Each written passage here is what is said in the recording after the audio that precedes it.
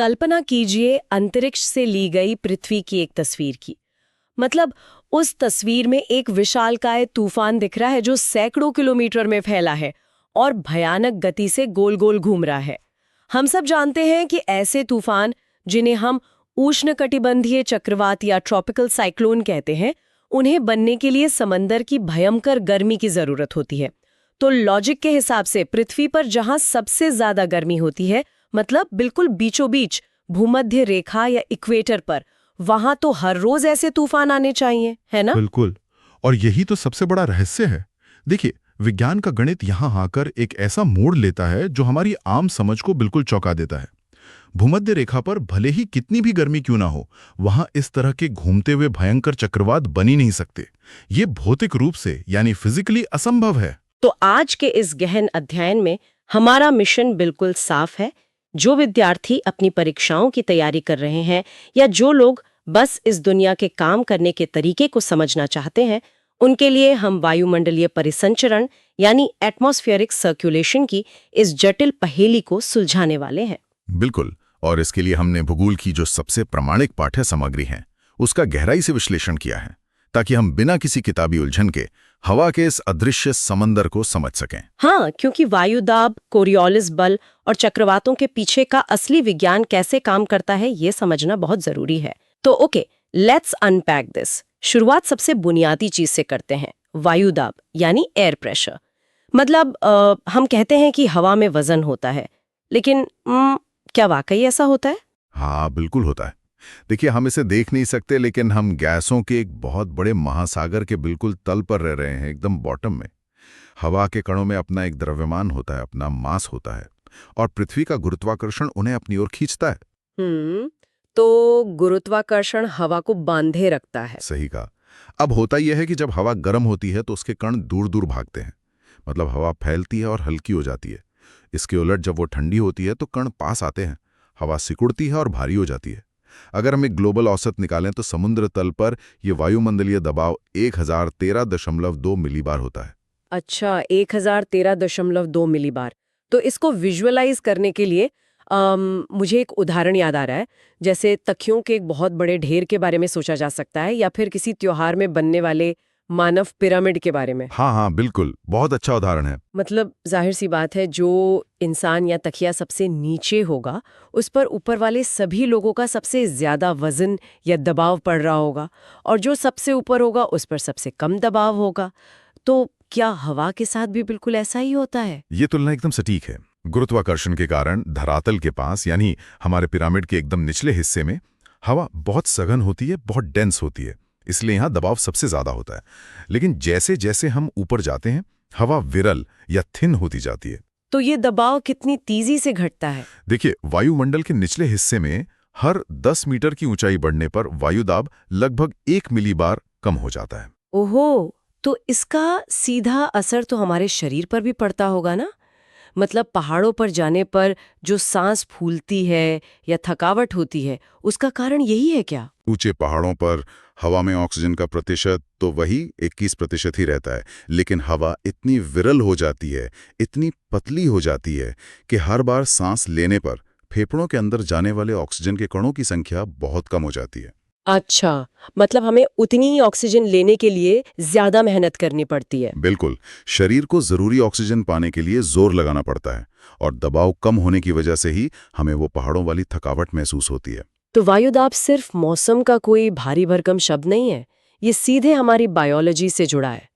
खैर, अब इसी वायुदाब में जो अंतर आता है, वहीं से हवाओं का जन्म होता है, राइट?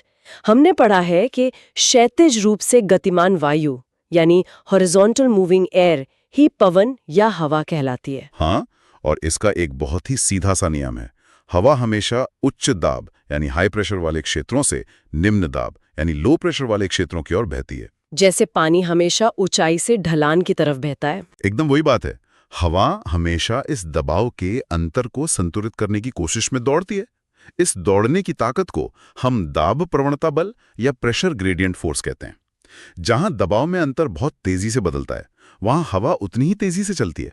मतलब नक्शे पर जो समदाब रेखाएं होती हैं, आइसोबार्स, अगर वो बहुत पास पास है तो हवा तेज होगी? बिल्कुल सही कहा आपने।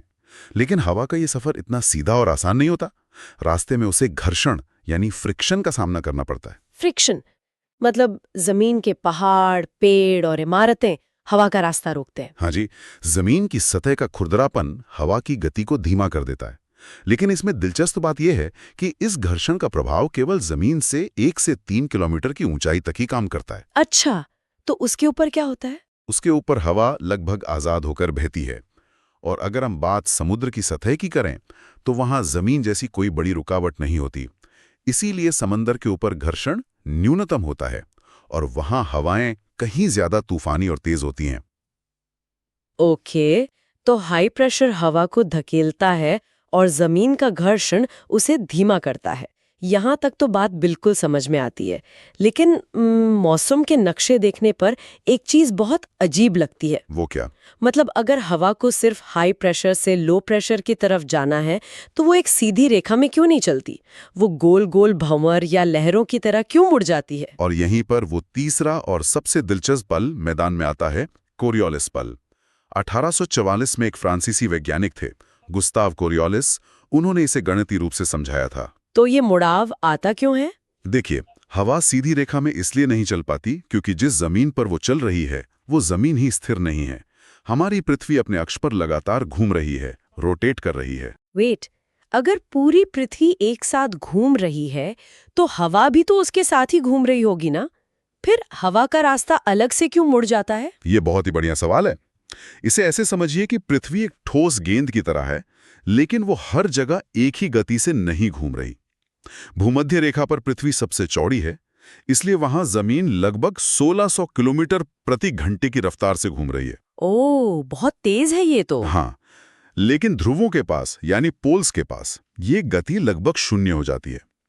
अब सोचिए, जब कोई हवा भूमध्य रेखा से उत्तर की तरफ चलती है तो वो अपने साथ उस तेज गति को भी ले जाती है, जबकि उसके नीचे की जो जमीन है वो अपेक्षाकृत धीमी चल रही होती है। समझ रही हूँ।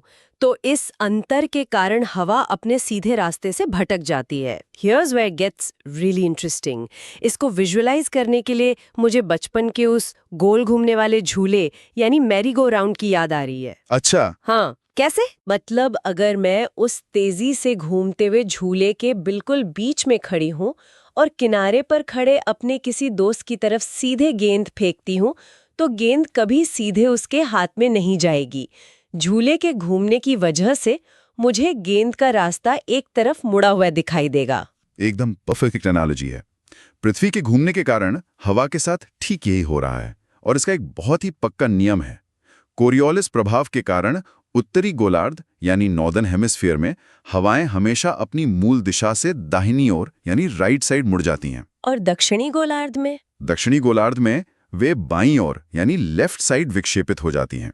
तो अगर कोरियोलिस बल पृथ्वी के घूमने की गति के अंतर पर निर्भर करता है, तो इसका सीधा सा मतलब है कि यह ध्रुवों पर सबसे ज्यादा प्रभावी होगा और भूमध्य रेखा पर? भूमध्य रेखा पर यह बल एकदम शून्य होता है, 0। वहां हवा में कोई घुमाव आता ही नहीं। ओहो, अब कड़ियां जुड़ रही हैं। कार्यक्रम की शुरुआत में हमने जिस रहस्य की बात की थी ना कि भूमध्य रेखा पर तूफान क्यों नहीं बनते, उसका जवाब यही है। बिल्कुल। आइए इसे चक्रवातों यानी साइक्लोन्स के नजरिए से देखते हैं। चक्रवात असल में होता क्या है?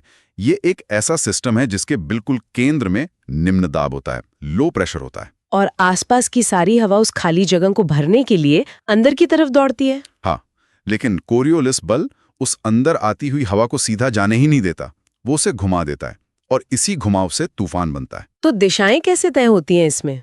उत्तरी गोलार्ध में कोरियोलिस हवा को दाईं ओर धकेलता है, जिसके कारण चक्रवात के चारों ओर हवाएं घड़ी की सुई के विपरीत यानी एंटी क्लॉकवाइज दिशा में घूमने लगती हैं। दक्षिणी गोलार्ध में ये क्लॉकवाइज घूमती हैं। और प्रति चक्रवात यानी एंटी साइक्लोन में क्या होता है? वो इसके ठीक उलट होता है। उसके केंद्र में उच्च दाब या हाई प्रेशर होता है, वहां से हवा बाहर की ओर भागती है और उत्तरी गोलार्ध में घड़ी की दिशा में यानी क्लॉकवाइज घूमती है। तो जब भूमध्य रेखा पर कोई निम्न दाब का क्षेत्र बनता है तो चारों तरफ से हवा उसे भरने आती है, लेकिन क्योंकि वहां कोरियोलिस बल शून्य है, हवाओं को घुमाने वाला कोई बल है ही नहीं। बिल्कुल सही। तो हवाएं बिना गोल घूमे सीधे उस जगह को भर देती है और तूफान बन ही नहीं पाता। मतलब एक अदृश्य बल की अनुपस्थिति इतने बड़े चक्रवातों को बनने से रोक देती है। ये वाकई कमाल है। यही कारण है कि उष्णकटिबंधीय चक्रवात, जिन्हें हम ट्रॉपिकल साइक्लोन्स कहते हैं, हमेशा भूमध्य रेखा से थोड़ा दूर 5 से 30 डिग्री अक्षांशों के बीच ही बनते हैं, और इन्हें बनने के लिए समुद्र का तापमान 27 डिग्री सेल्सियस से ज्यादा चाहिए होता है, ताकि हवा में बहुत सारी नमी और गर्मी आ सके, राइट? क्योंकि यही गर्मी तो इन तूफानों का इंजन होती है। एकदम सटीक। और ये तूफान बहुत भयंकर होते हैं। इन्हें अलग अलग महासागरों में अलग अलग नामों से जाना जाता है, जैसे हिंद महासागर में चक्रवात, अटलांटिक में हरिकेन, प्रशांत महासागर में टाइफून और ऑस्ट्रेलिया में विलीविलीज। इनकी सबसे अजीब बात वो तूफान की आंख होती है ना, मतलब आई ऑफ द स्टॉर्म। मैंने पढ़ा है कि बाहर हमारे 200 किलोमीटर प्रति घंटे की रफ्तार से तबाही मचा रही होती हैं, लेकिन बिल्कुल बीच में मौसम एकदम शांत होता है, आसमान साफ होता है। हाँ, ये प्रकृति का एक बहुत ही अद्भुत नज़ारा है। ऐसा इसलिए होता है क्योंकि उस आंख वाले हिस्से में हवा ऊपर उठने के बजाय नीचे की तरफ बैठ रही होती है, जिससे वहां शांति लेती है। लेकिन हाँ, एक बात और है, चक्रवात सिर्फ गर्म समुद्रों पर ही नहीं बनते। अच्छा, ठंडे इलाकों में भी आते हैं क्या? बिल्कुल। ठंडे इलाकों में जो चक्रवात आते हैं, उन्हें हम बहिष्ण कटिबंधीय चक्रवात या एक्स्ट्रा ट्रॉपिकल साइक्लोन्स कहते हैं। ये मध्य और उच्च अक्षांशों में जमीन और समुद्र दोनों जगह बन सकते हैं। लेकिन अगर वहां गर्म समंदर नहीं है तो इन्हें इतनी भयंकर ऊर्जा कहाँ से मिलती है? मैंने किताबों में पढ़ा है कि ये वाताग्र यानी फ्रंट्स के सहारे बनते हैं। अब ये वाताग्र क्या चीज है? क्या ये हवाओं का कोई युद्ध का मैदान है? हाँ, आप इसे सच में एक युद्ध का मैदान ही कह सकते हैं। देखिए, जब दो बिल्कुल अलग तरह की हवाएं आपस में मिलती हैं, मान लीजिए एक तरफ से ध्रुवों की ठंडी, भारी और सूखी हवा आ रही है, और दूसरी तरफ से उष्णकटिबंधीय इलाकों की गर्म, हल्की और नमी वाली हवा आ रही है। ये दोनों जब मध्य अक्षांशों में टकराती हैं, तो ये आपस में आसानी से घुलती मिलती नहीं है। जैसे पानी और तेल को मिलाने की कोशिश करना। एकदम बेहतरीन उदाहरण। बिल्कुल वैसा ही। ठंडी हवा भारी होने के कारण एक वेज या बुलडोजर की तरह काम करती है और गर्म हवा को जबरदस्ती बहुत तेजी से ऊपर की तरफ धकेल देती है। तो गर्म हवा को ऊपर जाना ही पड़ता है। हाँ, और जब नमी वाली गर्म हवा अचानक ऊपर उठकर ठंडी होती है, तो भयंकर काले बादल बनते हैं, तेज बारिश होती है और तापमान अचानक गिर जाता है। इसी टकराव के क्षेत्र को हम वाताग्र या फ्रंट कहते हैं, और यहीं से एक्स्ट्रा ट्रॉपिकल चक्रवात जन्म लेते हैं। So what does this all mean? मतलब अगर हम इन सभी छोटे बड़े टुकड़ों को मिला लें, तापमान, दबाव, कोरियोलिस बल, इन सबको एक बड़ी चित्र में रखें, तो पूरी पृथ्वी का वायुमंडल एक साथ कैसे काम कर रहा है? चलिए, इस पूरे सामान्य परिसंचरण यानी जनरल सर्कुलेशन को एक हवा के कण की यात्रा से समझते हैं। विषुवत वृत्त या इक्वेटर के पास सूरज की सीधी गर्मी पड़ती है, जिससे जमीन और समंदर बहुत गर्म होते हैं। तो वहां की हवा गर्म होकर ऊपर उठेगी, जैसा हमने पहले बात की। बिल्कुल। और इस इलाके को हम ITZZ कहते हैं, यानी अंतर उष्णकटिबंधीय अभिसरण क्षेत्र। अब जब ये गर्म हवा क्षोभ मंडल यानी ट्रोपोस्फियर की छत तक पहुंचती है, तो वो वहां से उत्तर और दक्षिण ध्रुवों की तरफ मुड़ जाती है। लेकिन वो ध्रुवों तक पहुंचने से पहले ही ठंडी हो जाती होगी ना, इतनी लंबी यात्रा है। सही अंदाजा लगाया आपने। लगभग 30 डिग्री उत्तर और दक्षिण अक्षांशों तक पहुंचते पहुंचते यह हवा इतनी ठंडी और भारी हो जाती है कि वो वापस जमीन की तरफ नीचे गिरने लगती है। और हमने बात की थी कि नीचे गिरती हुई हवा क्या करती है? हाँ, नीचे गिरती हुई हवा बादलों को खत्म कर देती है और उच्च दाब या हाई प्रेशर बनाती है। अब एक सवाल, क्या आपने कभी ध्यान दिया है कि दुनिया के ज्यादातर बड़े रेगिस्तान, जैसे कि सहारा या अरब का रेगिस्तान, इन्हीं 30 डिग्री अक्षांशों के आसपास क्यों हैं? ओहो, क्योंकि वहां हवा हमेशा ऊपर से नीचे बैठ रही है और वो बारिश के बादलों को बनने ही नहीं देती। क्या बात है। और फिर यही नीचे बैठी हुई हवा जमीन के रास्ते वापस भूमध्य रेखा की तरफ चलने लगती होगी। बिल्कुल। और इन्हीं हवाओं को हम व्यापारिक पवनें या ट्रेड विंड्स कहते हैं। हवा का ऊपर उठना, 30 डिग्री पर नीचे गिरना और फिर जमीन के रास्ते वापस भूमध्य रेखा पर आना, ये पूरा एक लूप बन जाता है। एडले कॉस्ट या हेडलेस सेल कहते हैं। यानी पृथ्वी के वातावरण को ऐसे विशाल लूप्स या सेल्स में बांटा जा सकता है। हाँ जी, 30 से 60 डिग्री अक्षांशों के बीच एक और लूप बनता है, जिसे फेरल कोष्ठ या फेरल सेल कहते हैं, और एकदम ध्रुवों पर ध्रुवीय कोष्ठ या पोलर सेल काम करता है।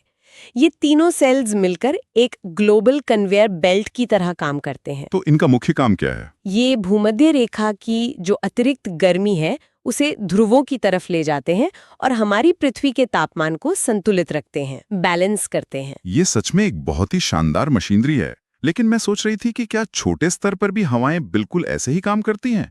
जैसे समुद्र तट पर दिन में जो ठंडी हवा आती है, सी ब्रीज, और रात में जो जमीन से समुद्र की तरफ जाती है, लैंड ब्रीज। बहुत अच्छा पॉइंट उठाया आपने। यहाँ जो सबसे ज्यादा ध्यान देने वाली बात है ना, वो ये कि चाहे हम छोटे से समुद्र तट की बात करें या पूरे ग्लोबल हेडली सेल की, विज्ञान का मूल सिद्धांत कभी नहीं बदलता। मतलब वही तापमान और दबाव का खेल। बिल्कुल। दिन में जमीन समुद्र के मुकाबले जल्दी गर्म होती है, हवा ऊपर उठती है, यानी वहां निम्न दाब बनता है, और समुद्र की ठंडी हवा जहां उच्च दाब है उस जगह को भरने आ जाती है। रात में जमीन जल्दी ठंडी होती है तो ये पूरी प्रक्रिया उल्टी हो जाती है। ये सारा खेल सिर्फ तापमान और दबाव के अंतर का ही है। लेकिन इस ग्लोबल कन्वेयर बेल्ट में महासागरों की क्या भूमिका है? मतलब सिर्फ जमीन और हवा ही तो मौसम नहीं बनाते होंगे। आजकल हम ENSO और एल नीनो जैसे शब्द बहुत सुनते हैं। क्या प्रशांत महासागर में हुआ कोई बदलाव भारत के मौसम को बदल सकता है? देखिए, महासागर और वायुमंडल एक दूसरे से इतनी गहराई से जुड़े हैं कि आप उन्हें अलग करके देख ही नहीं सकते। सामान्य तौर पर होता यह है कि प्रशांत महासागर में व्यापारिक पवनें गर्म पानी को एशिया और ऑस्ट्रेलिया की तरफ धकेलती हैं। ये तो नॉर्मल कंडीशन हुई। हाँ, लेकिन हर कुछ सालों में ये पवनें कमजोर पड़ जाती हैं और वो जो गर्म पानी है वो वापस दक्षिण अमेरिका के पेरू तट की तरफ उल्टा बहने लगता है। समुद्र के इस तापमान के बदलाव को ही हम एल नीनो कहते हैं। और जाहिर सी बात है, जब समंदर का तापमान बदलेगा तो उसके ठीक ऊपर की हवा का दबाव भी बदल जाएगा। ठीक कहा।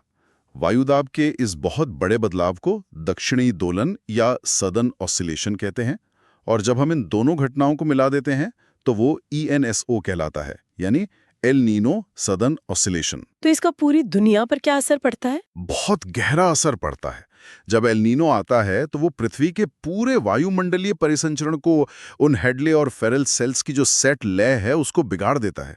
नतीजा ये होता है कि पेरू के जो सूखे तट हैं वहां भयंकर बाढ़ आ सकती है। और भारत में? भारत और ऑस्ट्रेलिया जैसे देशों में मॉनसून कमजोर पड़ जाता है और भयंकर सूखा पड़ता है। मतलब प्रशांत महासागर के पानी का एक छोटा सा बदलाव दुनिया के दूसरे कोने में अकाल ला सकता है। ये सच में डॉट्स को कनेक्ट करने वाली बात है। सब कुछ आपस में जुड़ा है। बिल्कुल।